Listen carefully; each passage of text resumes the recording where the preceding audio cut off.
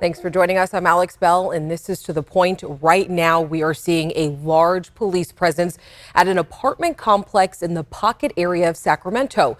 SWAT, crisis negotiators, and Sacramento police officers are in the area of Shoal Court. Florin Road is now closed between Riverside Boulevard and Gloria Drive. And police say they were trying to stop people in a car, and those people may be armed. And we do have a crew on the way to this area, and we will hear from them a little bit later in the show. But first, to our main point tonight. There are a lot of things that the media gets wrong, and one of those is the phrase, the Latino vote. And this racial demographic holds high influence in key races that could change the balance of power in the country as soon as next month. California is home to a quarter of all eligible Latino voters in the U.S., and tonight they tell our Van 2 that journalists and politicians have a lot to learn. Look at him at a Spanish, they think he's Mexican. Not really. He could be from somewhere else, right? Same thing where it goes with American, Asians, you know, they got different cultures. I just don't like when people assume that you're from somewhere where you're really not. Gonzalo Gomez of Sacramento says he's tired of being color-coded. That's what politicians get wrong when campaigning for the so-called Latino vote, Gomez says.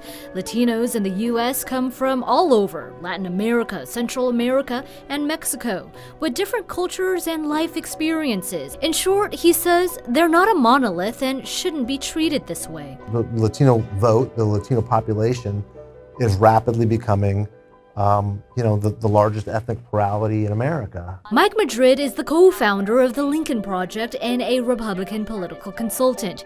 He says both Republican and Democratic parties are still learning about the intricacies within this racial demographic that makes up 34.5 million eligible voters.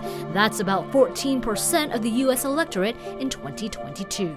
The main myth about the Latino vote is that in order to talk to Latinos, talking about immigration is the way to capture the vote. It's really never been the case, and it's certainly not now. Top issues for many voters, he says, are the economy and abortion. But a number of campaigns still approach Latino voters with flawed perspectives. With abortion, the old stereotype was that this is a Catholic community, very pro-life. The truth of the matter is that's really never been accurate. While Latino and Hispanic voters are the fastest growing segment of the blue-collar working class and the largest non-white ethnic group of eligible voters in the country, they had the lowest turnout rate in 2020. Madrid says they're the most difficult to reach and to mobilize to vote simply because they're younger. When you're talking about the youth vote, oftentimes you're talking about the Latino vote. The median age for eligible Latino voters is 39. That's 9 years younger than the median age of all voters, according to Pew Research. Polls indicate that neither party put enough resources into reaching Latino voters.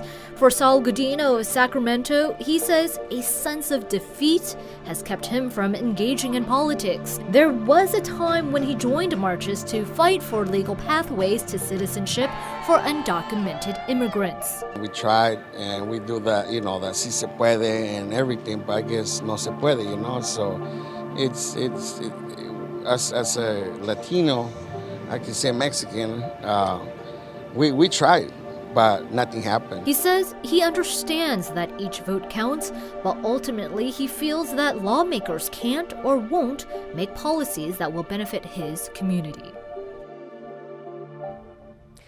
Now, Latinos are overrepresented in battleground states that will sway the majority, particularly in Nevada and Arizona. They also make up a large share of voters in several tight races that could decide whether Democrats hold on to the House, including key races in the Central Valley.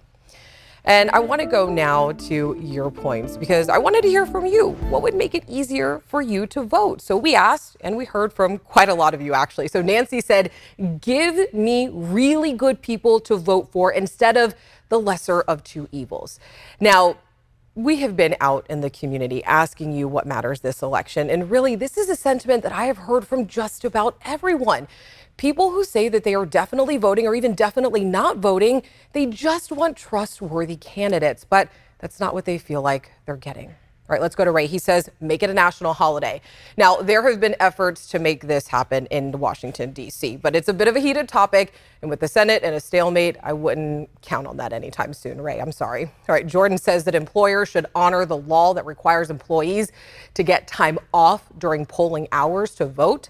California law does require employers to give workers an opportunity to vote, even if working hours are while the polls are open. So if this is not happening at your work, make sure that you reach out to the state's voter hotline. That number is 800-345-VOTE. And if you have any other questions for us, just let us know. You can scan that QR code right there on your screen, or you can also go to abc10.com/politics to see all the other questions that we've answered. And then there's this tonight. Right now, nearly 800 people in Sacramento County do not have their voter information guides. Take a look at your screen right now. These were found dumped in a trash bin in Elk Grove. We spoke with the Sacramento County Elections Office, who emphasizes that no actual ballots were thrown away and that new guides will be mailed this week. Now, you can report any suspicious activity to the USPS law enforcement.